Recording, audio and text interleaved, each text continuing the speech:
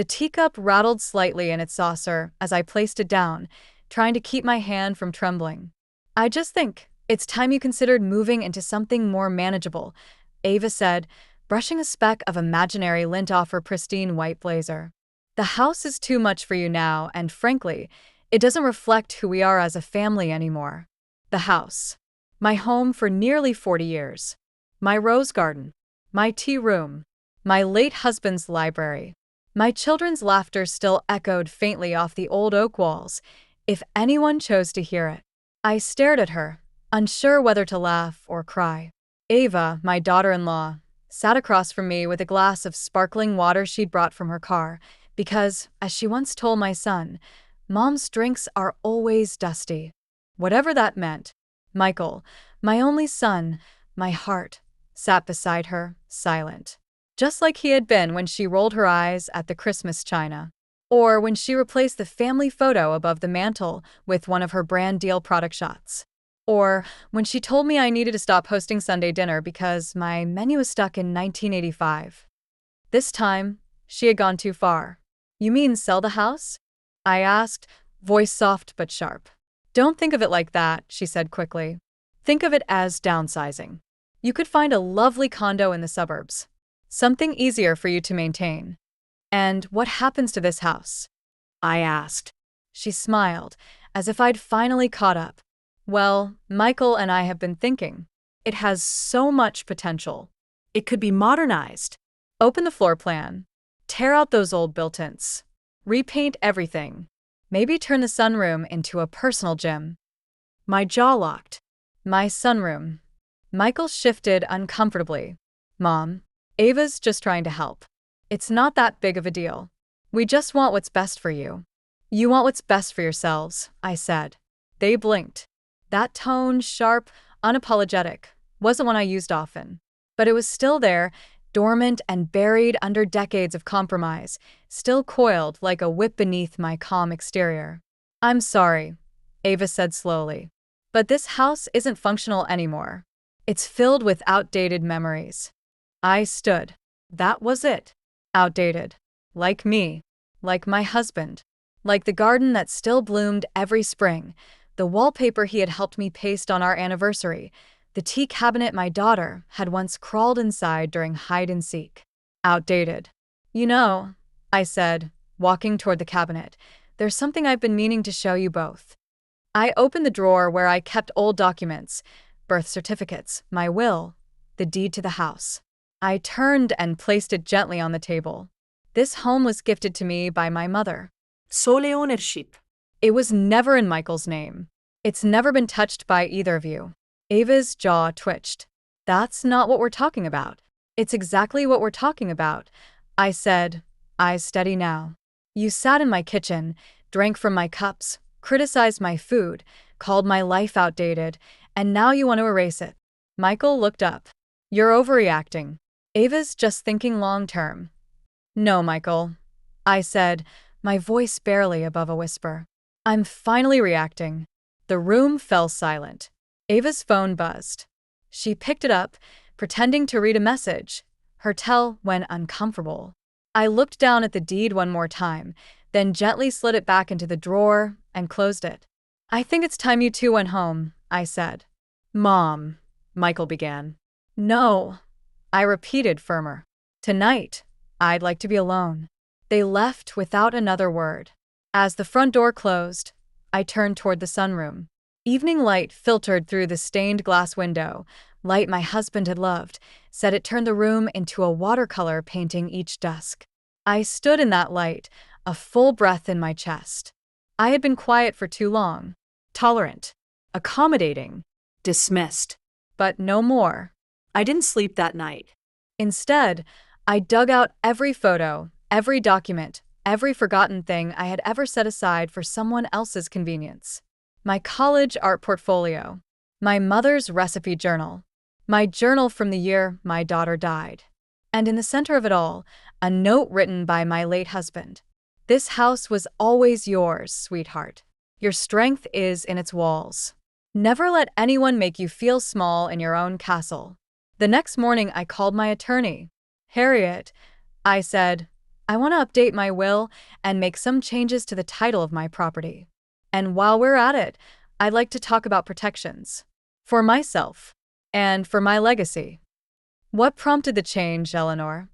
My daughter-in-law thinks I'm outdated, I said. Let's show her how wrong she is. Before we continue, take a moment to let me know where you're watching from in the comments. And don't forget to like and subscribe to more powerful stories like this one. The kettle whistled as I sealed the envelope. Inside it, a certified copy of my deed, my updated will, and a notarized letter of intent to transfer the home to a private trust in my name only, untouchable, immune to family suggestions, and legally structured to ensure it would never fall into Ava's hands, no matter how sweetly she smiled at the next Sunday dinner. Except there wouldn't be a next Sunday dinner. I sat at the breakfast table, same seat I'd taken for 37 years, looking out at my garden. The hydrangeas had started to bloom, delicate purples stretching toward the sun. When Michael was little, he used to pick them and bring them to me clumsily wrapped in paper towels. For the queen of the house, he'd say. The same boy now stood behind a woman who wanted to gut it all out, rip out the soil, the memories, and replace them with faux stone patios and a Peloton. Ava hadn't called since the incident. Michael had, though, twice. Both times, I let it ring. He left voicemails full of vague concern, probably worded by Ava. Mom, Ava's just trying to help. Maybe we can all talk it over calmly? I think you took what she said out of context. I saved them, but I didn't respond. I needed time to feel my own anger fully for once. Not suppress it. Not explain it away as misunderstanding. Just let it breathe like air finally let into a musty room. By noon, Harriet had confirmed that the trust had been filed. Everything was now in motion. I walked through each room of the house with a yellow legal pad. One by one, I made notes of what I wanted to preserve and what I wanted to reclaim. The library? I'd turn that into a reading and art studio. The unused dining room? It would become a gallery wall. The guest room where Ava once stayed after a long day at the firm? I would gut it, repaint it seafoam green, and turn it into a meditation room. When I stepped into my bedroom, I opened the old cedar chest at the foot of my bed. Inside were carefully packed memories, scrapbooks, children's drawings, my old teaching certificate, and a single white envelope. The last letter my daughter wrote before the accident. She had been just 23. Don't stop painting, Mom. Your gift makes people feel things. You taught me that's the bravest kind of power. I held it for a long time. The next day, I went into town. It was time for a few new things. I bought canvases, fresh brushes, and a proper easel. I drove to the boutique home store on Maple Avenue and picked out new fabrics to reupholster the living room chairs that Ava had once called tragically vintage. At the checkout counter, the young clerk smiled. Redecorating? No, I said, reclaiming. That night, I cooked myself a roast. The same one Ava had once called chewy in front of Michael's colleagues. I paired it with a good Pinot and lit candles just for me. As I sat at the table, my phone buzzed. Michael. I answered. Hi, Mom, he said carefully. You've been quiet. I've been busy. A long pause. We're a little concerned. You seemed upset last time we talked. Michael, I said evenly. Do you think I'm incapable of living alone? What? No. Of course not. Because that's what Ava implied, wasn't it? That I can't handle the house. That I'm outdated. That I should be downsized. I think you're putting words in her mouth. I said, you're afraid to hear what she really says. Silence. Then, okay, maybe she's forward. But she's practical. She thinks long-term. And what about what I think? I don't know, he admitted. You never push back. Well, I said, my voice calm but ice clear. That's about to change. The line stayed silent for so long I wondered if he'd hung up. But when he finally spoke, it was quieter. Are you mad at me? I looked out the window at my glowing rose bushes, just beginning to catch the golden spill of the setting sun. I'm not mad at you, Michael. I'm disappointed that you don't see me anymore. He said nothing. So I added, I've made some changes. You'll receive the legal documents this week. The house is now under a private trust. It's not up for negotiation. Wait, what? You're locking me out of your will. I'm locking you out of decisions that affect my life without my consent. His voice cracked slightly. I didn't mean for it to go this far. It already has. Another pause. Ava's not going to take this well. I almost smiled. I'm counting on that. That night, I took out my new paint set. I hadn't touched a brush in 20 years. My hand shook at first, but as I painted the outline of a tea rose, soft and thorned, something inside me steadied. This was my house, my story, and from now on, I was the one writing it. The roses were blooming early that year. I always believed flowers could sense tension. Or maybe, after years of tending them through grief and rebirth, they were simply in sync with me. I was deadheading the old blooms in the garden the next morning when I heard it. I can't believe she actually went through with it. I didn't mean to overhear, but they were right by the sidewalk. Ava's voice carried even when she thought she was being discreet. Michael, do you understand what she's done? We had plans. You promised we'd renovate this place after summer. We told Douglas at the firm we'd host the associate party here in October. A pause. Michael muttered something I couldn't make out. Do you have any idea how this makes us look? Ava snapped. It's embarrassing. We've already told people it's practically ours. The sound of Michael's sighing, deep and worn, made my stomach twist. I didn't think she'd actually lawyer up. That was enough. I didn't want to hear the rest. I stood, brushed the soil off my gloves, and returned inside. But as I walked through my house, I noticed something I hadn't paid attention to in a while. A photograph on the fireplace mantel, slightly tilted. It was from Thanksgiving 3 years ago. The first one without Richard. My husband had died that June. I was still in the fog of grief then, and Ava had stepped in to help organize the holiday. At the time, I was grateful. Now, looking at that photo, Ava at the center, carving the turkey, smiling like the hostess, I realized what she had begun even then. Taking space that wasn't hers. Replacing. Reframing. Rewriting. It had started softly. Suggestions. Ideas. Let's move this table. You shouldn't worry about cooking this year. Why don't we store these old plates and use mine instead? And I, newly widowed and aching for family, had let her. Because I didn't want to be alone. Because I didn't want to cause waves. But the waves had come anyway. They always do. The difference now was I was learning how to swim. That evening, I met with Harriet again. We sat in her office surrounded by thick legal books and the comforting hum of confidence. I want to add a clause to the trust, I said. In the event of my death, the house is to be donated to the local historical society. I'd like it converted into a community art space or a women's retreat. Harriet blinked. Not your son? No, I said simply. She didn't press. She didn't need to. When I returned home, the porch lights were already on, set by the timer Richard installed years ago. I sat on the swing and watched the dusk settle in. The silence wasn't lonely anymore. It felt like protection. My phone buzzed. A text from Michael. Ava wants to come by tomorrow. She says you two need to talk things through. I didn't respond right away. Instead, I stood and walked into the kitchen, pulled a notepad from the drawer, and began writing a list. Not chores. Not errands. But things I had always wanted to do and never gave myself permission for. Take a painting class again. Host an art tea for the neighborhood. Visit Edinburgh just because. Learn to make macarons from scratch. Throw a birthday party for myself for once. I added one more. Say no to Ava. And mean it. The next afternoon, Ava arrived. Not alone. She brought a realtor. Ava, I said, opening the door slowly. What exactly is this? She smiled brightly. Just a little consultation. No pressure, of course. I thought it might be helpful to have some numbers in mind when you're ready to make a decision. Just future planning. The woman beside her, a sharp-bobbed brunette in a red blazer, stepped forward. We specialize in legacy properties. It would be an honor to represent this home when the time comes. I held the door halfway open and didn't move. There must be some confusion. There's no future planning here. The house isn't for sale. Not now, not ever. Ava's smile dimmed. Eleanor, let's be realistic. No, I said. The agent blinked. Should I? Yes, I said firmly.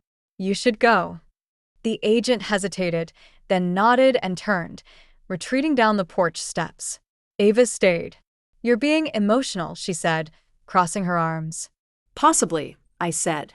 But I'm also being clear. She took a breath, changing tactics.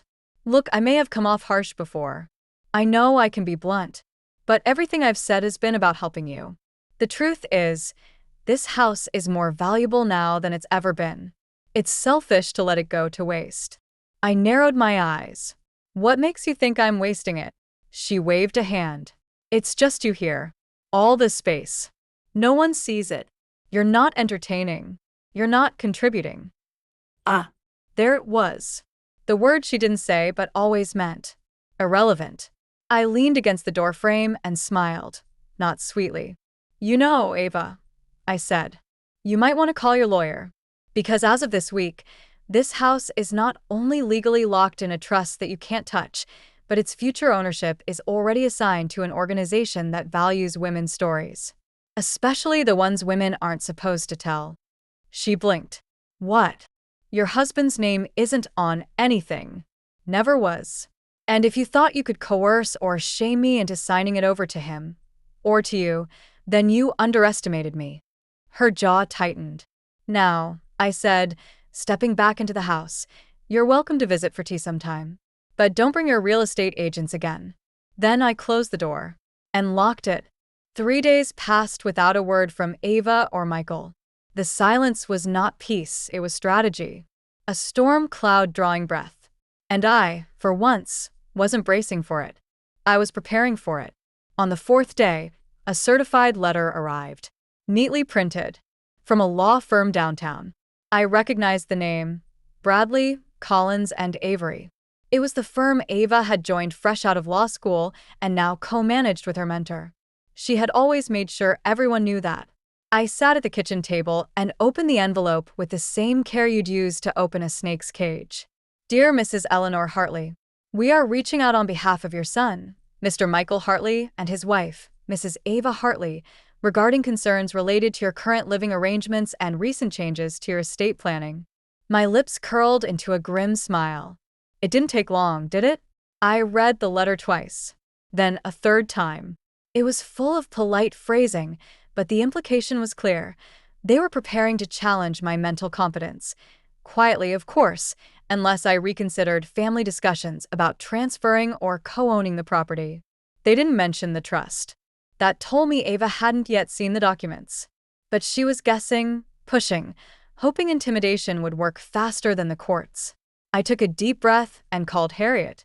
She listened silently, then let out a sigh so sharp it crackled through the phone.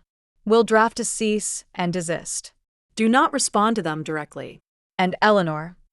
Yes, if they're trying this, then they're desperate. And desperate people make mistakes. That afternoon, I returned to my files, my paper fortress. I pulled out everything.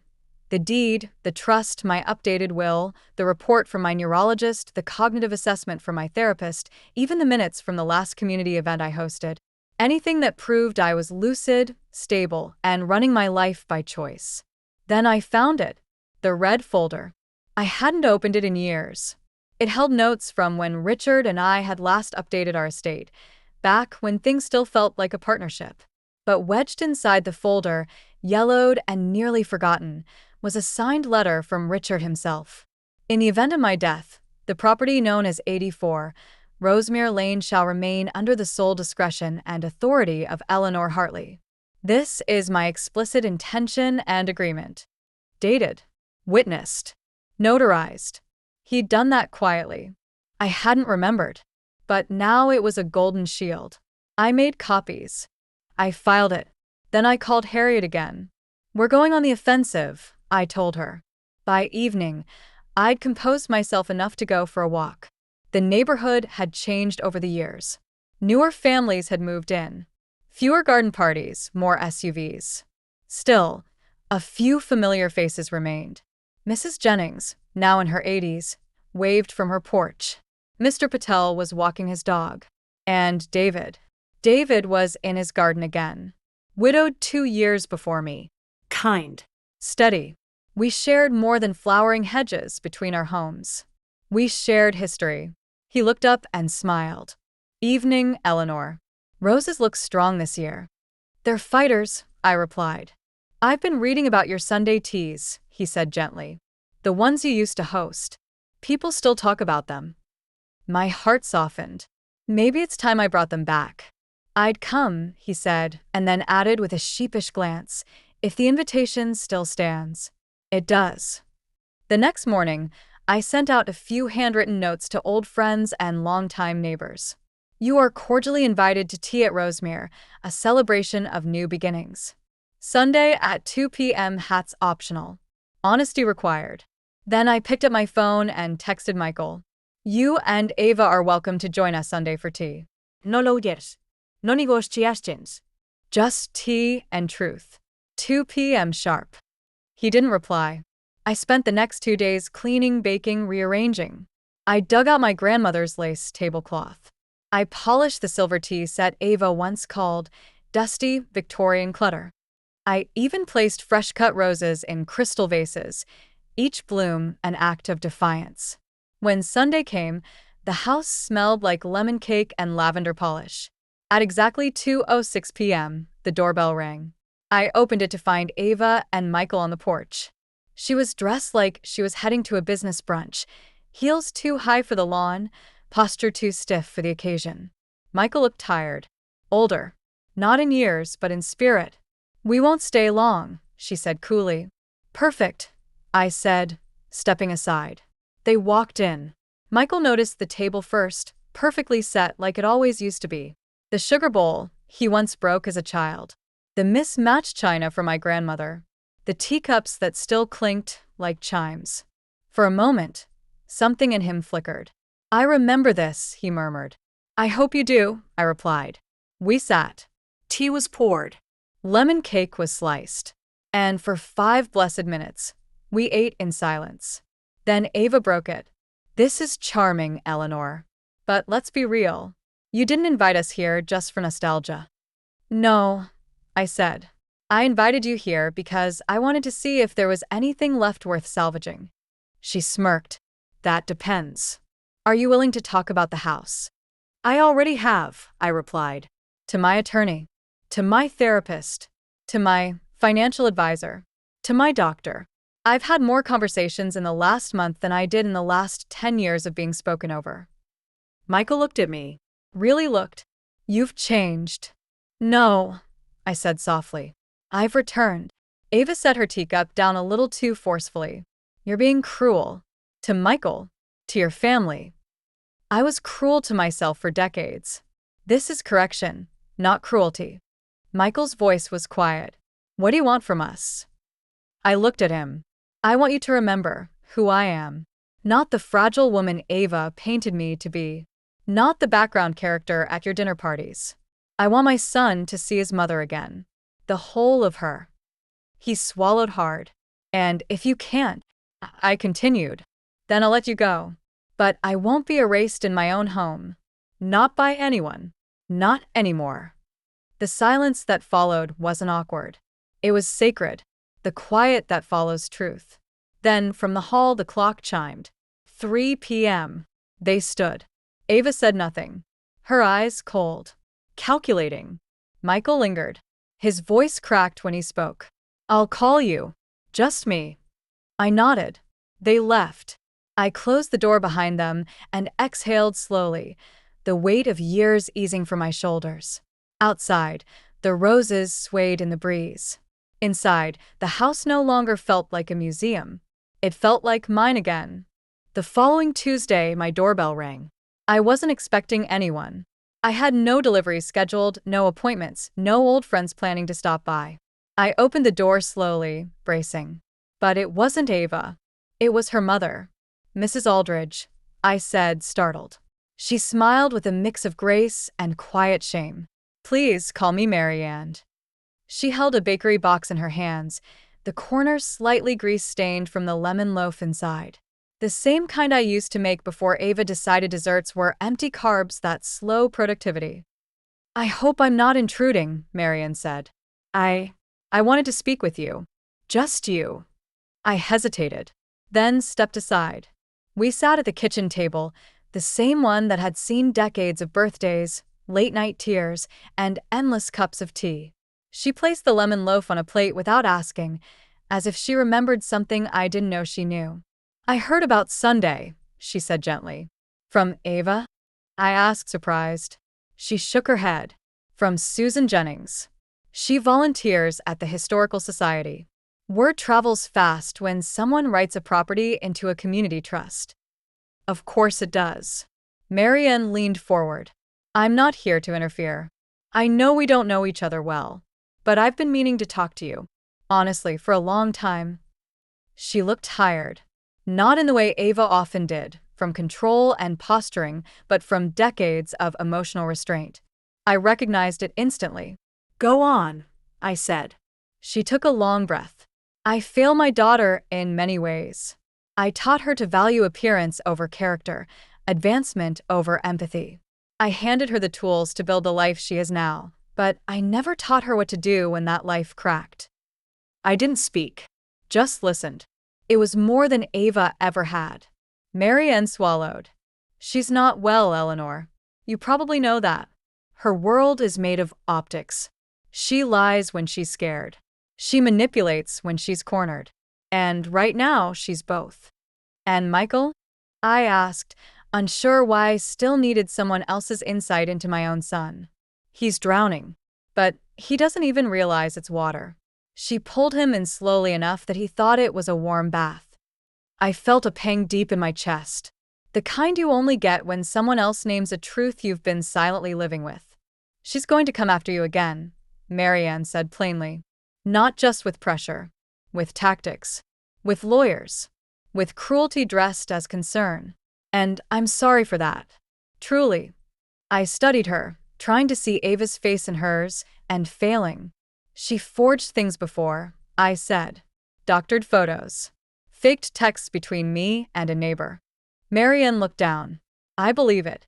She did the same to an old college roommate. Threatened legal action when she wasn't invited to be a bridesmaid. Got the poor girl blacklisted from a tech firm. But no one wanted to believe it then. So, why are you here now? I asked. She looked me in the eye. Because if Ava tries to pull that again, I'll testify. I'll sign an affidavit. I'll stand in court if you need me.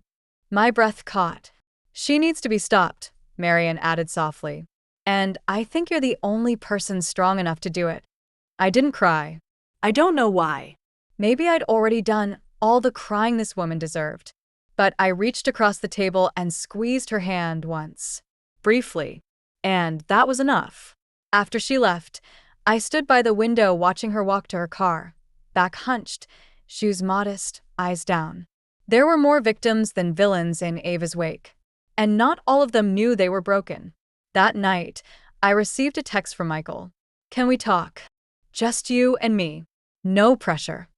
I replied simply, tomorrow, 6 p.m., my place. Be honest. When he arrived, he wasn't wearing the suit Ava usually insisted on for presentation. Just jeans and an old flannel he used to wear in college, back when he still laughed in full sentences. He sat down at the table and looked around. You repainted, he said. I did. He nodded, eyes scanning the room. It smells like lemon cake. Like it used to. I didn't answer. After a pause, he reached into his pocket and pulled out a folded sheet of paper. I took this from Ava's desk, he said, sliding it to me. It was a draft letter. A formal notice of concern regarding my cognitive capacity, to be filed with the court in the event that I refused reasonable conversations about asset transfer. It wasn't signed, unsubmitted, but real. My hands didn't shake. I'm sorry, he said quietly. I didn't know she was preparing this. When I found it, You stayed anyway. I finished for him. He looked down. I was scared. Of the fight. Of starting over. Of choosing between her and you. You already chose, I said. You just didn't want to admit it. He wiped his eyes. I thought we were building something. A future. She made it sound like you were crumbling. And when you realized I wasn't? He looked up at me. I wanted to come home. That's when the silence broke me. The kind of silence that only builds when you've held yourself together too long. This is my home, I said softly. And I've finally remembered how to live in it. He nodded, ashamed. I'm not asking for the house, Mom. I'm asking for a second chance. I studied him. The boy I had raised, the man I didn't recognize for years, the one now slowly returning to himself. Second chances, I said. Come with terms. He nodded. Name them. Therapy. On your own, not couples counseling. Boundaries. No more decisions made with her about my life. And time. You don't get to waltz back into good graces in a week. He nodded again, slower. Okay. I reached for the teapot. Refilled both our cups. He sipped like he used to. No sugar. Just a bit of milk. Outside, the sky darkened to soft violet. Inside, something cracked open. Not forgiveness, not yet. But something like hope. He didn't stay long. When he left, he hugged me. Genuinely. And I let him. The moment the door closed, I went to my studio, pulled out a blank canvas, and started a new painting. The title came before the first brushstroke. The Woman Who Stayed Standing. It happened 2 nights later. 8:17 p.m. I was in the garden, trimming back the lavender near the arbor, when the porch motion light clicked on behind me. A shadow moved across the kitchen blinds. Then another. I stepped back inside cautiously. The door was locked. No broken glass. No noise. But something was wrong. A vase, the one on the hallway table, was slightly turned. Not shattered. Just moved. A picture frame faced slightly off angle. The top drawer of my side table ajar, though I hadn't opened it in days. I wasn't imagining it. I'd been watched before. By grief. By judgment. By pity. But this was different. I called David. He arrived within 5 minutes, holding a small flashlight and wearing that calm steadiness he always carried. We walked the perimeter. Nothing broken. No sign of forced entry. But when he checked the back gate, he found it unlatched. And that gate, the one Richard had reinforced with iron bolts after the break-in scare in 2003, never unlatched itself. I filed a non-emergency report with the local police, just to have it documented. But there was no evidence, no fingerprints, no damage. Still, something gnawed at me. The next morning, Harriet called. Eleanor, I've received a notice from Ava's firm. An unusual request. She wants copies of your property records for internal estate reassessment. My stomach turned cold. She's stalling, Harriet continued. Buying time. Or looking for a loophole. She's planning something, I said. Yes, Harriet agreed. And whatever it is, she's growing reckless. That's when I decided it was time to stop being defensive. It was time to move. I spent the next 2 days gathering everything, not just documents, but the soft evidence too.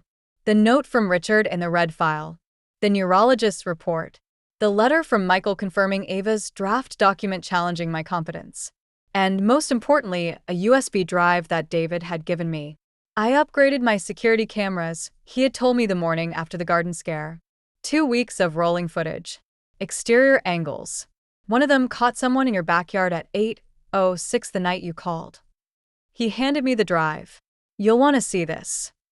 I did. And I nearly dropped it when I saw the footage. Ava. In sneakers. A hoodie. But unmistakably her. Walking along the garden wall. Glancing toward my kitchen window. Then slipping through the back gate and out of frame. No vandalism. No theft. Just surveillance. Calculating. Quiet. Illegal. That night, I sat with Thomas Reed, the private attorney I'd hired weeks ago, when this began to spiral. I laid everything out. The forged texts. The fabricated photos from earlier. The property intimidation tactics. And now, unauthorized entry, captured on video. This isn't just a family dispute anymore, Thomas said. This is a pattern. A campaign of coercion and sabotage. She's used her legal training not to uphold the law, but to manipulate it. Can we press charges? We can. But I want to be clear, going down that path will destroy whatever's left of your son's marriage. There's no putting this back in the box. I looked him dead in the eye. She already destroyed it. I'm just pulling back the curtain. 2 days later, I did what Ava never expected. I invited her back to my home. Michael arrived with her, but stayed outside, pacing nervously. Ava knocked on the door, composed but slightly off-kilter. Maybe she knew. Maybe she suspected. I welcomed her in. Cordial. Not warm. We sat in the sunroom. The one she once said would make a better yoga den. I wanted to offer you one last courtesy, I said. A final conversation. Woman to woman. She crossed her legs and folded her hands. I'm listening. I slid the manila folder across the table. Inside, the still images from David's security footage, the letter from Marian offering testimony, and a signed statement from Michael confirming her fabricated legal draft. She opened it. Her fingers trembled just slightly. I see, she said, voice cool. I'm prepared to go to court, I said. With all of this, and more. I have a civil attorney and a criminal attorney. One for defamation. One for unlawful entry. You wouldn't, she said. I leaned forward. Try me. Her lips pressed together like a tight seam. What do you want? For you to leave me alone. Completely. No more estate talks. No more property requests. No more letters. No more backdoor manipulations. If you agree, I won't pursue charges. If you violate that boundary, even once, we take this to court. She blinked. Once. Twice. Then nodded. You've changed, she said after a long pause. No, I said. I've returned. A moment later, she stood and walked to the door. No apology. No words. Just the sound of heels clicking on hardwood. When she stepped outside, Michael looked at me. Did it go badly? He asked. No, I said. It went exactly as it needed to. He opened his mouth, but I held up my hand. She's not welcome here anymore. He nodded. I understand. And then, for the first time since this all began, I saw it in him. The beginning of backbone. The shadow of something like remorse. The stirring of manhood not built on Ava's approval. I'm going to stay with a friend for a bit, he said. Just to get some distance. Some clarity. I nodded once. Good. That night, I stood in my studio, gazing at a half-finished canvas. The brush in my hand trembled. Not from fear. From release. I dipped it in a fresh pool of paint, deep crimson, and swept it across the page. A single, bold stroke. The first mark in a piece I would call the exit wound. Because sometimes, freedom doesn't enter quietly. It breaks in, plants its flag, and demands you look in the mirror and reclaim your name. By the end of the month, something had shifted, not just in my home, but in the air around it. Neighbors waved longer. Conversations lingered. I was no longer that poor woman with a complicated daughter-in-law. I was something else now. A presence. A name people remembered again. And for once, not because of pity, but power.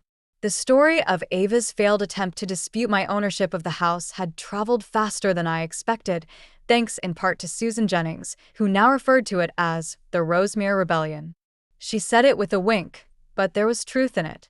She came into our neighborhood like she was curating a museum, Susan told me over tea. But you reminded everyone it's a living home. With roots. And teeth. I laughed, and it felt real. Then the second ripple came. An anonymous tip, likely from Marianne or a quietly bitter colleague, had been sent to the Massachusetts Bar Association's ethics board. The contents? The fake texts, the altered photos, the harassment campaign, the security footage, all of it. When Thomas called to inform me, his voice was calm but serious. They've opened an investigation. Preliminary for now. But if it moves forward, Ava's license could be suspended, possibly revoked. Will I have to testify? Only if she contests the evidence. If she owns up and steps down quietly, you may never need to speak a word. And if she doesn't? He paused. Then you'll become the face of every mother-in-law who's been gaslit by someone who thought cruelty was a form of cleverness. I didn't know whether to laugh or cry. So I did both. Michael called again that night. His voice was tired, weathered. I thought you should know, he said. Ava's firm asked her to take a leave of absence. Because of the complaint? Yes. But also because Douglas Fleming, her boss, confirmed she accessed internal client files trying to dig up dirt on you. Without clearance. I blinked. She tried to use client information to come after me? Yes. Is she still with Douglas? Michael let out a hollow laugh. No. He's with someone new. A 29-year-old corporate litigator named Cameron. The irony didn't even sting. It just passed through me like a breeze. She's moving in with her sister for now, Michael said. Which means you're free to move where you want. He paused. I rented a place in Somerville. It's small, but quiet. I'm thinking of going back to school part-time. Maybe counseling. I want to understand how I let all this happen. It was the most honest thing he'd said in years. Then do it, I said. But do it for yourself. Not to earn your way back to me. I know, he said quietly. I wasn't ready to open the door fully, but I left the porch light on. 2 weeks later, I held my first Sunday tea since before Richard passed. There were 11 guests. Old neighbors, garden club friends, 2 women from my painting class. Even Marianne came, quieter than the rest, but clearly grateful to be included. We sipped chamomile and hibiscus under the blooming wisteria. And when someone asked me, "What changed, Eleanor?" I smiled. I remembered that I existed outside of anyone else's opinion. They didn't press further. But that same evening, Susan pulled me aside before she left. "There's something you should see," she said, handing me her phone. It was an email forwarded by a friend in the legal circuit. Subject: Request for voluntary resignation under ethical review. AVA Hartley. I read the first few lines. Following recent allegations and the mounting evidence of misconduct, Mrs. Hartley has been encouraged to voluntarily step down from her partnership. If she refuses, a formal hearing will be scheduled. I handed the phone back. "She's unraveling," I said. Susan nodded. That's what happens when a tower's built on stolen bricks. I didn't feel triumphant. Not exactly. It was a quieter satisfaction, the kind that comes from knowing justice doesn't always need a courtroom. Sometimes it just needs daylight. 3 days later, I received a letter. It wasn't from Ava. It wasn't even from Michael. It was from the board of the New England Women's Legacy Foundation. They'd heard about the property trust. They wanted a partner. Apparently, someone on the Historical Society board had nominated my home, Rosemere House, for recognition and potential use as a rotating arts residency and mentorship space for women over 50. Would I be interested in discussing future plans?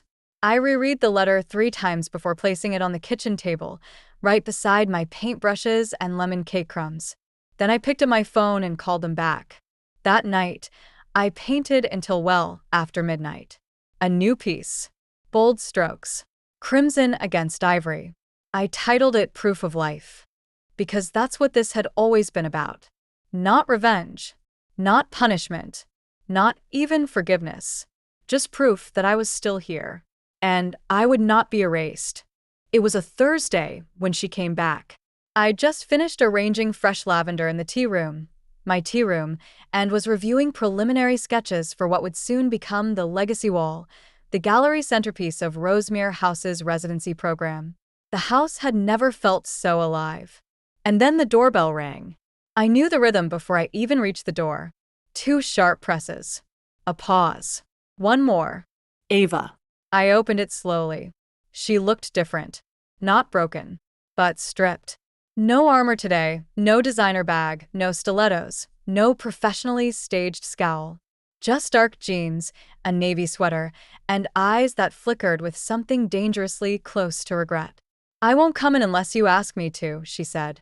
"You're not invited," I replied. She swallowed, nodded. "That's fair." I stepped out onto the porch, closing the door behind me. We stood under the awning as the breeze rustled through the rose vines curling up the side rails. She held something in her hand, I came to say two things, she began. The first, I lost everything. My job. My reputation. My marriage. I didn't flinch. You tried to take mine, I said. Difference is I rebuilt mine from the ashes. Yours was just rearranged illusions. She didn't defend herself. I deserved that, she said softly. And the second thing? She extended the envelope. I want you to read this when I leave.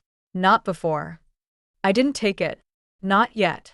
I don't trust anything that comes from your hand, I said. I know, she whispered. But I needed to leave something behind that wasn't venom, even if it's too late. We stood there in silence for a long moment. Her lips parted once, as if to say something more. But whatever it was, she swallowed it. Then she turned and walked down the steps. No high heels this time. No click-clack warnings. Just silence. I waited until she was gone. Then I opened the envelope. It was a letter, written in Ava's tight, ambitious hand, but the words inside were unlike anything I'd expected. Eleanor, I don't expect forgiveness. I'm not even sure I deserve understanding. But I want you to know the truth. I was never angry at you. I was afraid of you. Afraid of your grace. Of your steadiness. Of how everyone still looked at you with something I couldn't command. Respect. Michael talked about you all the time when we were first dating. You were mythical. And I thought I had to compete with that. I turned it into resentment. I used control because it was the only tool I understood. You didn't lose. I did. And while I'll spend years trying to rebuild, I want you to know, I see you now. Clearly. Too late, maybe, but I see you. And I'm sorry. The paper trembled slightly in my hands, but I was steady. I folded it once, neatly, and placed it in the drawer where I kept other fragile things. My daughter's last birthday card, the ribbon from Michael's kindergarten graduation, the first painting I'd ever sold, framed in glass. Not forgiveness, but closure. The next day, I stood in the parlor with Diana Manning, Harriet, and a representative from the New England Women's Legacy Foundation. They walked through the rooms, marveling at the light, the layout, the stories layered into every hallway. This place feels like memory wrapped in intention, one of them said. You don't see that often. We'd be honored to build this with you. And just like that, Rosemere House had a future. Not as a symbol of loss. Not as a battlefield of inheritance and insult, but as a sanctuary. That weekend, I hosted the first Legacy Circle Tea, a soft opening for the residency. 12 women sat around the long table in the garden, a retired violinist, a former prosecutor turned poet, a mother of 5 who'd finally started her memoir. Each one carried a story too long silenced by caretaking, conformity, or fear. We shared stories. We cried. We laughed. And when it was over, one of the women placed her hand on mine and said, You made a place for us. You gave us back to ourselves. I held her gaze and said something I'd never said aloud until that moment. I started by giving myself back to me. Michael visited the following week. He brought a bottle of rose and a notebook. He told me he'd started journaling again, something he used to do before Ava convinced him it was a waste of time. We sat on the porch as the sky turned gold. She's moving to Chicago, he said. Says she needs a fresh start. I nodded. She's not wrong. I read her letter, he added. She let me. Said it wouldn't fix anything, but maybe it would explain something. And did it? I asked. He paused. A little. But I think I needed to be broken open to understand what I let happen. I studied his face. He was thinner, quieter, but not weaker. I'm trying, Mom, he said. I see that. And I know it's not enough. Not yet. I smiled faintly. It's a start. That night, after he left, I walked the halls of the house alone. Each room breathed a little louder now. Every painting, every flower arrangement, every light bulb warmed the walls with a purpose. My purpose. The house was no longer a battleground. It was a canvas, a legacy. Mine. The invitation was printed on thick ivory cardstock with soft gold trim. It read, Reclamation, Works by Eleanor Hartley. A debut solo exhibition at the Hathaway Gallery. March 17th, 7 p.m., Newbury Street, Boston. It felt surreal just holding it. I stood in my studio, formerly Richard's study, staring at the dozen framed watercolors arranged around the room.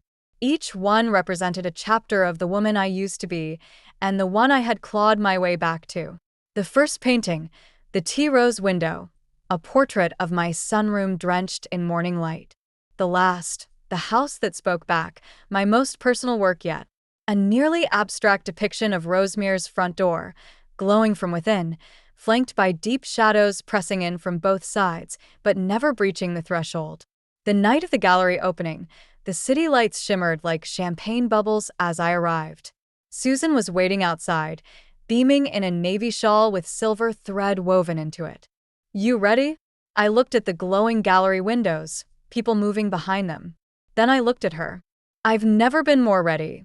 Inside, the room was alive. More alive than I dared imagine.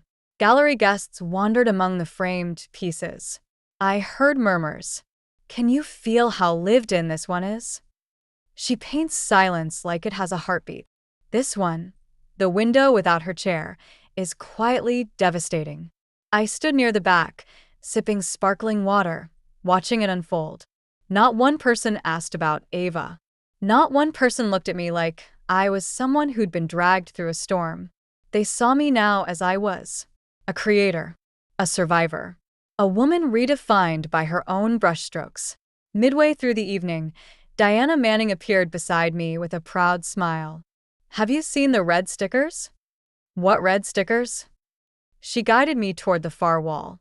3 of the 12 paintings were already marked with red dots, sold. My heart lurched. "These are collectors," Diana whispered. "Not sympathy buyers. They don't know your story. They just know your work speaks." I blinked rapidly, willing the tears not to fall. Later, a quiet moment found me standing in front of the exit wound, the bold crimson piece I painted after confronting Ava. It was jagged and raw and unashamed. Michael stepped beside me. "You kept this one," he said. I nodded. It was the hardest to paint. He took a slow breath. I remember the door slamming after she left. I stood outside in the driveway for half an hour. I didn't know whether to walk away or try again. "And now, I'm still here," he said, "and I'm learning how to stay without hurting the people who let me back in." He paused, then reached into his pocket. "This is for you." A small, square envelope. Inside, a note. "Dear Mom, thank you for holding the line even when I didn't understand what the line was. You taught me that love isn't submission, and strength isn't silence. I hope someday I can show you that I'm becoming the kind of man you deserve to call your son." I folded the note slowly and placed it in my clutch. We didn't hug. We didn't need to. Sometimes healing is a conversation, and sometimes it's just standing beside someone at their own art show. The exhibition was a success. 6 paintings sold by week's end. I was invited to return for a summer residency as a guest mentor. But more than that, Rosemere House was now on the map. 3 women had already moved into the residency wing. A ceramicist from Vermont, a novelist from Georgia, and a seamstress-turned-fiber artist from Baltimore. They shared the same thing I once had: long-neglected dreams, reawakened by space, and quiet and permission. I hosted dinner for them the following weekend. We ate in the garden, under Edison lights strung from the cherry trees. We toasted to reinvention, not revenge. After dessert, one of them, a soft-spoken woman named Therese, asked me gently, "How did you know it was time to paint?" I asked. "No." To stop waiting for their permission. I stared into my teacup, watching the swirl of lemon and honey settle. I didn't, I admitted. I just stopped being afraid of what would happen if I chose myself. And that was the truth. The next morning, I received a small envelope in the mail. No return address. Inside was a simple card, printed with a photo of my house from decades ago. The note inside was typed. No signature. "You didn't deserve what I did, but you survived it with more grace than I would have. I hope someday you'll believe the good things people say about you. Because this house has always had your name written in its walls." I just tried to paint over it with my own. I'm sorry. I didn't need a name. I placed the note in the same drawer as Ava's first letter, and Richard's final note, and the letter from my daughter so long ago. My life wasn't defined by who left me anymore.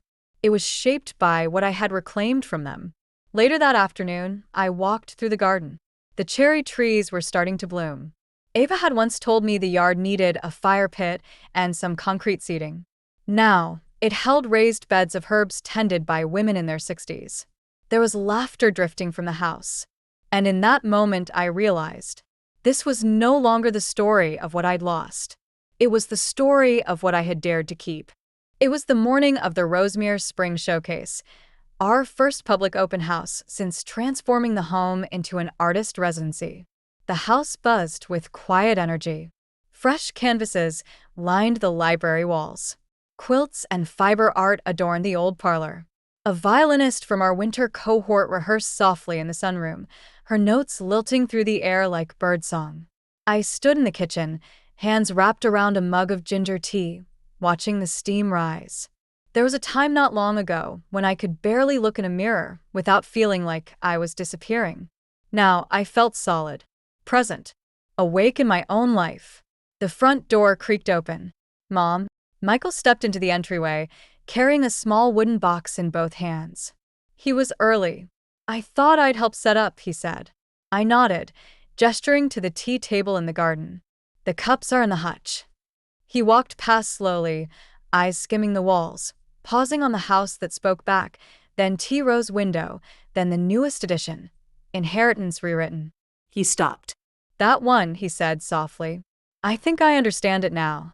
I looked at the painting with him. It showed the house not as a fortress, but as a woman. Her spine was the staircase. Her arms were wide windows. Her heart glowed from within. "Do you?" I asked. "I think so," he said. "It's not about the house."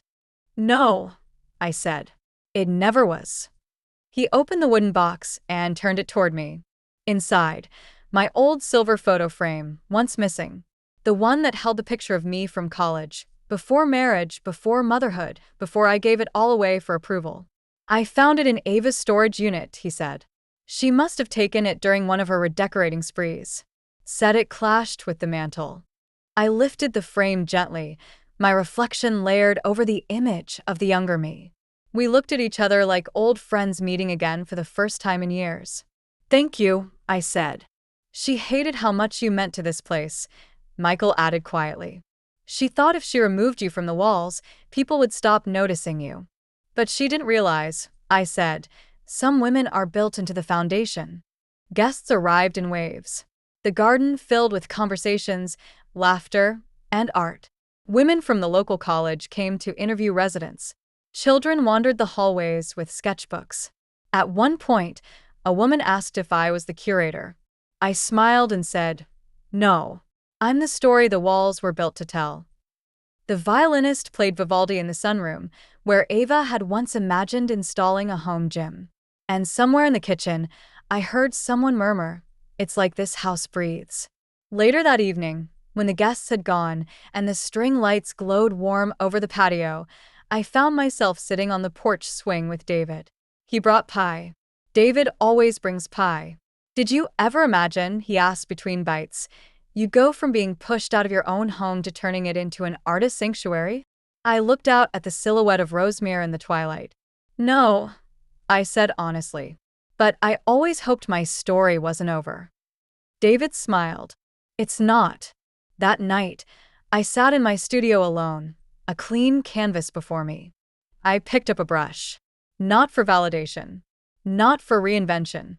But for joy. Each stroke came like breath. Slow. Intentional. Certain. Halfway through, I paused. The painting was of a woman standing on her porch. Her hair swept by wind, her face softened with age, but fierce with clarity. Behind her, a house glowed like a lantern. Around her, flowers bloomed in wild defiance of winter. It wasn't a self-portrait. Not exactly. It was a mirror of every woman who had ever been told to shrink, to quiet down, to give up what she loved for someone else's comfort. I titled it "The Life She Kept." Weeks later, I received a letter. This one wasn't anonymous. It was from the Boston Museum of Women's Art. They wanted to include The Life She Kept in their fall exhibition on latent life reinvention. I reread the letter twice, then placed it beside the first invitation I ever received to paint again. After that, I poured myself a cup of tea, stepped into the garden, and watched the wind carry rose petals through the yard like confetti from the universe. It wasn't about revenge anymore. It wasn't about punishment. It was about choosing joy loudly, unapologetically, and every single day. Because some women are not meant to fade away quietly. Some women are the story itself. And finally, I was writing mine in bold strokes. If you've ever had to reclaim your voice from someone who tried to write you out of your own story, hit that like button, subscribe, and share your journey in the comments below.